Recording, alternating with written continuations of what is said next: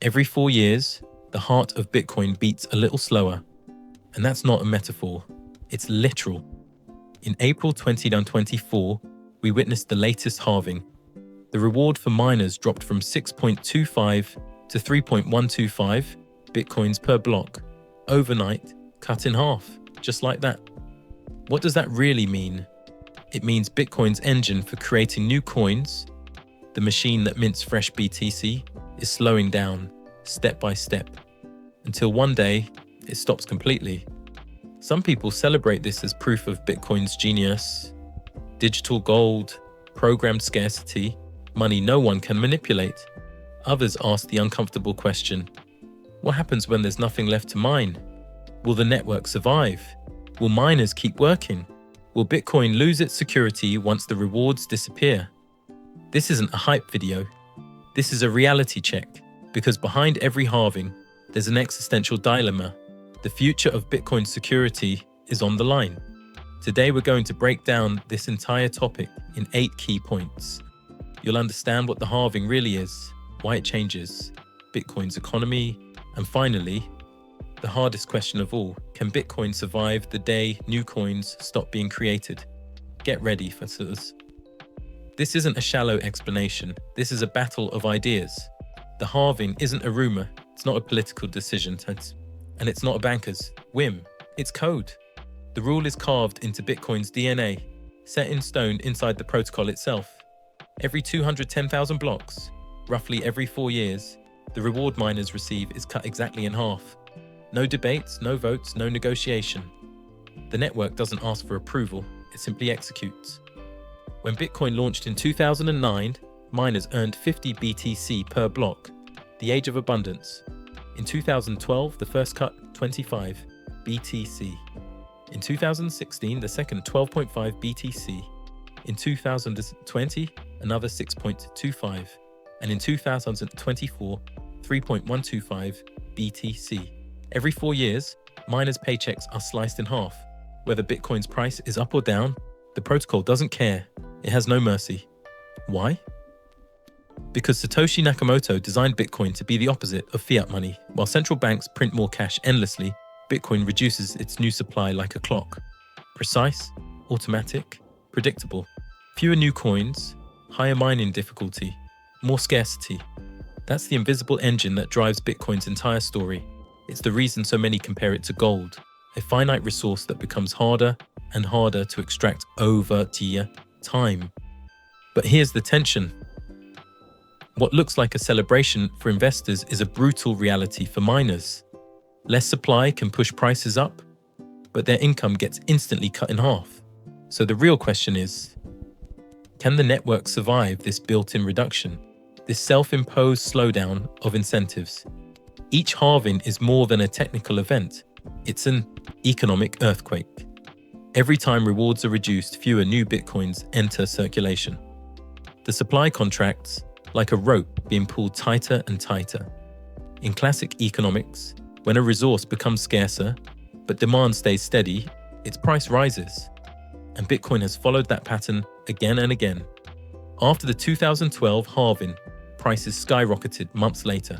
After the 2016 halving, another major bull run. After the 2020 May halving, a historic rally that peaked in 2021. Coincidence? Hard to believe. The halving acts like a metronome, set in the rhythm of Bitcoin's price cycles and investor psychology. But let's be clear, it's not magic. The halving doesn't guarantee a price surge. It only changes one side of the equation, the supply. The rest depends on demand, on people's continued belief that Bitcoin matters. If demand drops, no halving can save it. But if demand grows, that limited supply amplifies every new wave of interest. That's why people call Bitcoin digital gold. Not because it's useful for building things or wearing as jewelry, but because it's scarce and everyone knows it. This scarcity is what makes Bitcoin predictable in supply and unpredictable in price. Only 21 million Bitcoins will ever exist, not one more. That number isn't symbolic, it's final. The code is written so that around the year 2140, the very last satoshi will be mined. After that, No new coins ever again.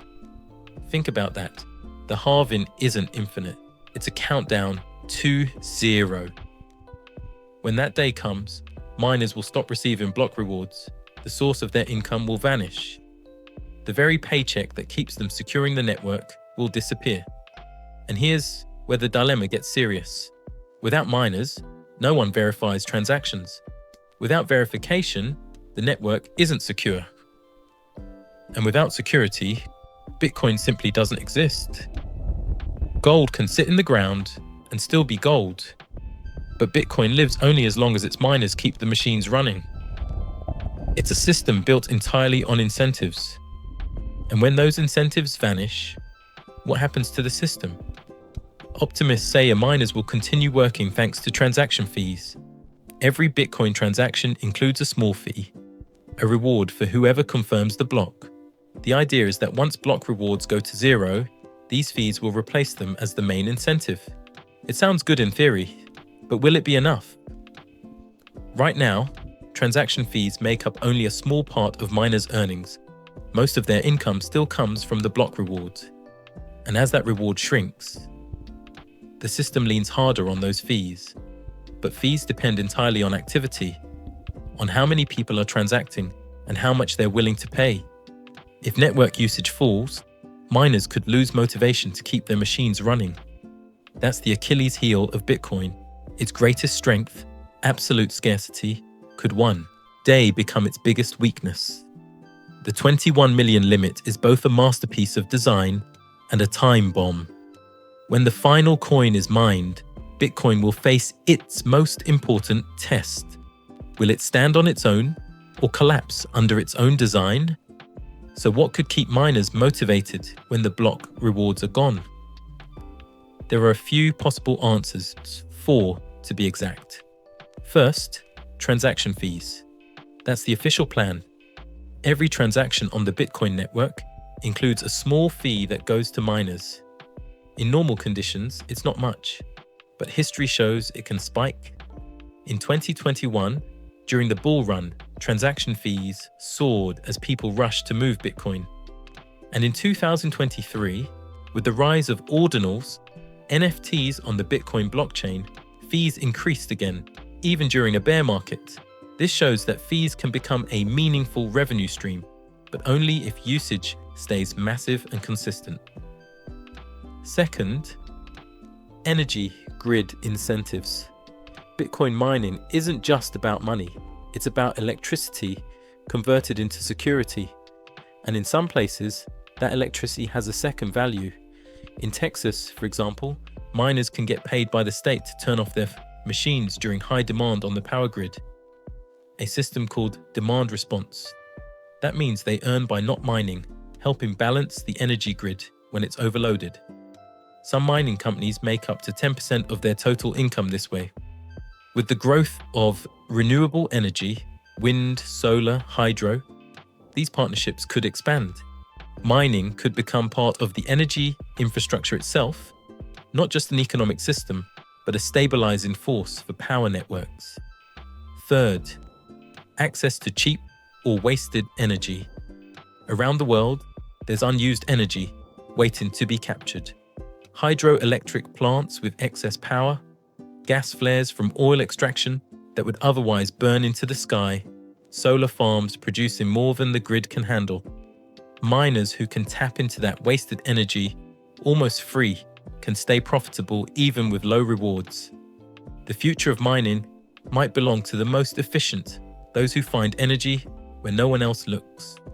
They'll survive every halving, every bear market, every shift, because their costs are close to zero. And finally, the fourth pillar, strategic interest from big players. Imagine hedge funds, institutions, or even countries holding billions in Bitcoin.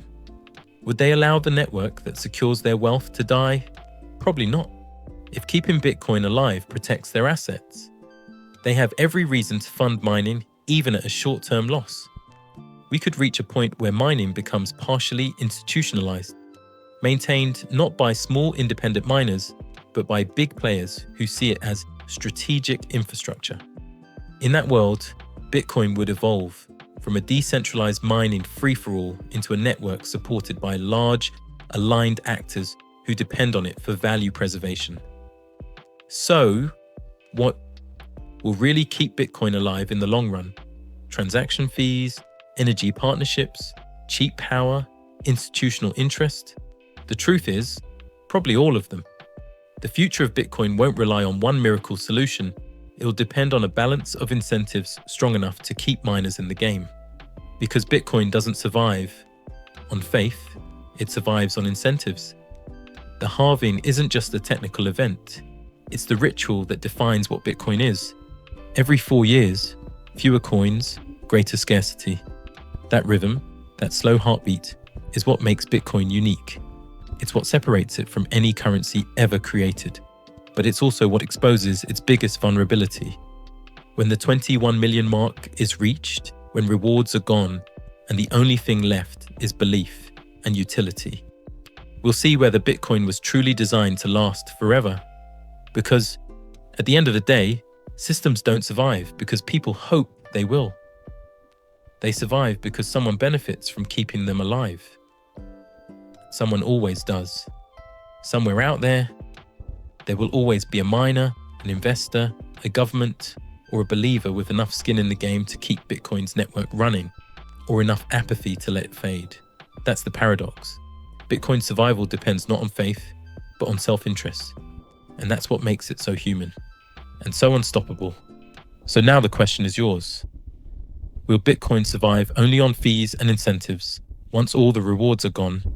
Drop your answer in the comments, because this debate is just getting started.